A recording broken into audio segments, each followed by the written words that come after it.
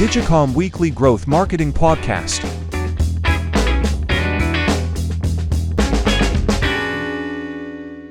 Hey everyone, welcome back to our DigiCom Growth Marketing Podcast. We're kicking off season 2 with a special guest, Samantha Moore. She's a fractional CMO and she advises on brand strategy. She has 6 years of experience working with Jenni Kayne and building that into about $100 million company. Now Sam consults across women's health, retail, CPG, and hospitality. Sam, thanks for jumping on our podcast. We are very excited to have you on today. Wanted to start off by asking you what got you into digital marketing? Thank you so much for having me. I know you guys want to talk to me more often in a week than you already do. So super excited to chat. You know, my background is actually really focused on brand marketing. I spent 6.5 years at Jenni Kayne, really leading the brand team there. And we had an incredible performance team and an incredible growth team and agency partners. So I was really exposed to performance marketing probably about midway through my tenure at Jenni Kayne. And that was really my first introduction to performance-driven creative and exposure to this world and just to all things digital marketing. But I will say, I never really had to have ownership over digital at my time in Jenni Kayne because we had so many amazing people leading the charge there. So I think that, once I moved on from that company and started consulting, I was actually really pushed out of my comfort zone and forced to take more ownership over the digital space. So I would say in the last 2 years or so, I have really been more exposed and more involved in the day-to-day of digital and performance marketing, which has been great for me and I think really rounded out my skill set and just what I can offer to different brand partners. So you've worked with, several different companies over the past couple of years, and I know, you've been a fractional CMO. What are things that you love doing as a fractional CMO? What are some challenges when you're working with different brands? I really love team building and I really love establishing processes and structure for brands that are maybe at an earlier stage in their business or maybe don't have the resources to invest in full-time employees or building out a full-fledged marketing team. I think that I'm somewhat of a generalist, which I think earlier in my career I felt really insecure about, but now I think it gives me the ability to meet teams and businesses where they are and provide really good guidance on how to set up the team for success, knowing that aggressive scale is usually everyone's goal. So that's what I love doing. I love kind of putting the puzzle together. I love hiring people. I love vetting out different agencies and consultants and contractors and really establishing the best team for what that business needs in any given time. I know there's a lot of advice you can give different businesses, but from a brand perspective or, a CMO perspective, what are insights that you're seeing or what advice would you give to some of these newer startups that you're working with? I think establishing a really strong team that feels like they have ownership over their roles, or not feels like it, that they actually do have ownership over their roles. I think when you find people that are really invested in not only helping you grow your business, but in their own careers, that's super important, especially when you have a small and nimble team. I think it's kind of a small, all hands on deck mindset, which those are the types of environments I've always really enjoyed working in. I think spending thoughtfully is always super important, but with that, knowing that you do have to spend money to make money most of the time. And then I would also say just maintaining a really authentic point of view and brand integrity, I think goes a really long way. I've seen kind of both ends of the spectrum, people that really maintain their strong brand voice and vision. And I'm personally really attracted to brands that do that versus really being a chameleon. Yes, you have to evolve based on what the channel is that you're marketing on, but I do think having that through line sets brands apart that are going to have longevity versus others. So you mentioned channels, and different channels have different audiences. How do brand campaigns play a role in paid campaigns? from our experience, sometimes there can be a clash, other times, there isn't. Of course, we want to minimize the clash, but also out of the clash, we find, a lot of cool insights. What are your thoughts on that? Yeah, I think there's always that sort of push and pull between brand and performance marketing. And to some extent, that's healthy. And I think, that challenge makes both teams better. But I do think it's super important for those two functions of marketing to work really closely together. Like we've seen, there's a halo effect when there's a strong brand campaign or if there's strong paid media, and all tides really rise together. So that's my perspective on performance and brand. I think it's really important that they work hand in hand. Cool. What is a brand? Doesn't have to be a brand that you've worked with, but what is one of your favorite brands and why? I mean, like I said, I think it's really cool when brands kind of maintain that authenticity across visuals, tone, copy, assets, both in their organic and non-organic channels. I think that sets people apart, and it is difficult to do. It's difficult to create performance-driven creative that is both really impactful and also upholds your brand standards. So that's something I always look for. I think a lot of brands out of Australia are doing a really cool job. One brand I love in particular, it's a women's ready-to-wear and swim brand called Zulu and Zephyr. They, I think, just do a phenomenal job of making really beautiful performance creative. Like I click on their ads every single time, and I know it's an ad, obviously, but I think when you can maintain that sort of integrity, your brand just stands out.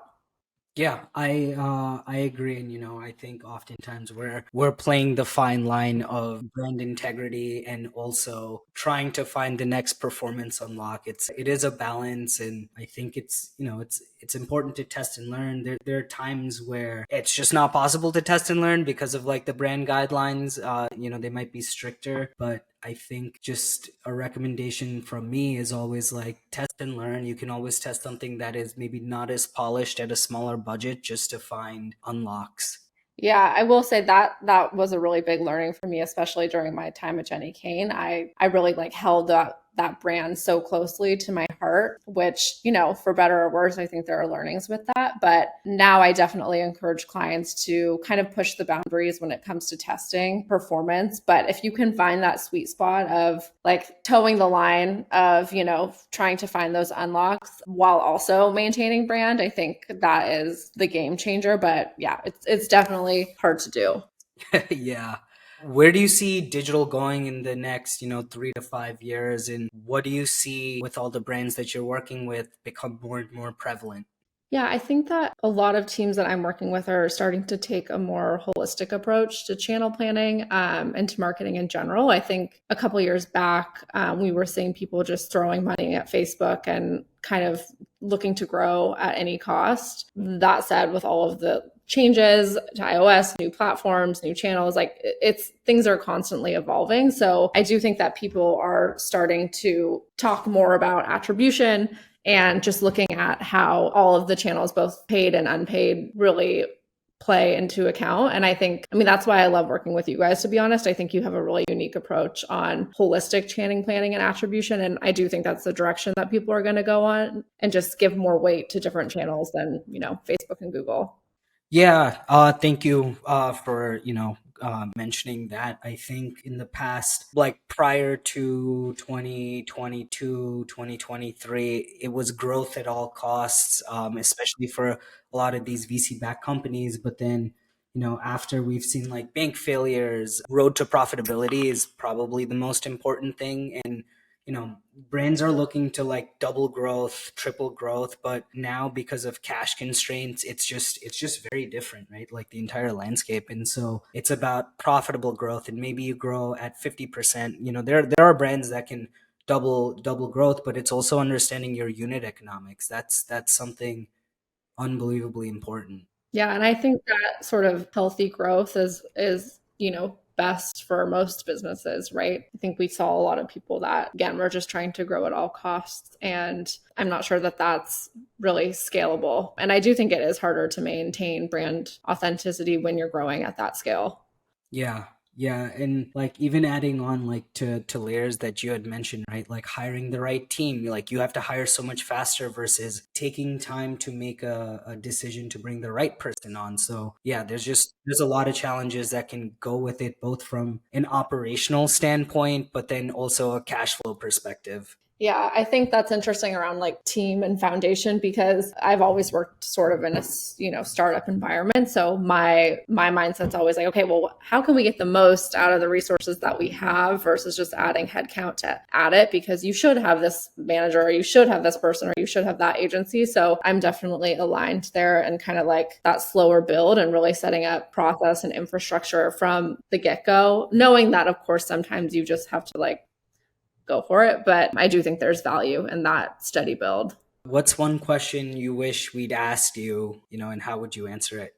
Well, I mean, you guys know that my background is really not in digital. I'm not a digital expert. And I think, especially earlier on in your career in marketing in general, I talk to a lot of younger women who are trying to decide kind of like what path they want to go in and try to give them guidance. I'm not sure how helpful I end up being, but I think that I always come back to, I think it's really valuable when you can join a team that is small and nimble and you can kind of get exposure to different roles and different avenues of marketing at one company versus going to a super large corporation where you're somewhat pigeonholed in a very specific task. And I think knowing that asking a million questions is okay. I'm sure you guys can attest to this because I ask you guys a million questions every single week. But I think when I was younger, I was fearful that that made me come off as inexperienced or not fit for the role that I was in. So I probably limited myself in that capacity as far as like really growing in the digital space earlier on in my career because I would rather have been seen as knowing. So now I'm kind of just like, you got to embrace that you can't be an expert in everything. Oftentimes you are working with experts. So take advantage of them, ask the dumb questions, ask as many questions as possible. And I think that's something that's super valuable.